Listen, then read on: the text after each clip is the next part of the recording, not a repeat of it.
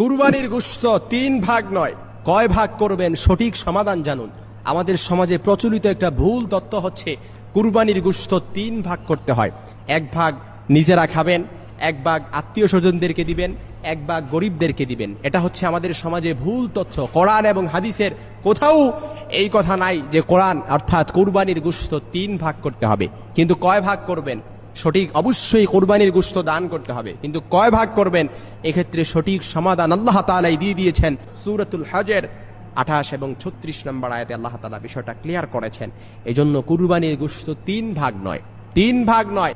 আপনি সর্বপ্রথম নিজে খাবেন কুলু, তারপর বা ইসুন হঠাৎ সমস্যায় পতিত হওয়া ব্যক্তিকে খাওয়ান, দান করেন, তারপর মদারুন যারা চাইতে আসে তাকে দান করেন, ফকির যারা গরিব তাদেরকে দান করেন, কানিয়া যারা আল্লাহর দেয়া রিজিকে সন্তুষ্ট থাকে কিন্তু কুরবানি করার সামর্থ্য নেই, কারো কাছে চাইতেও আসে না, ওই ব্যক্তিকে দান করেন।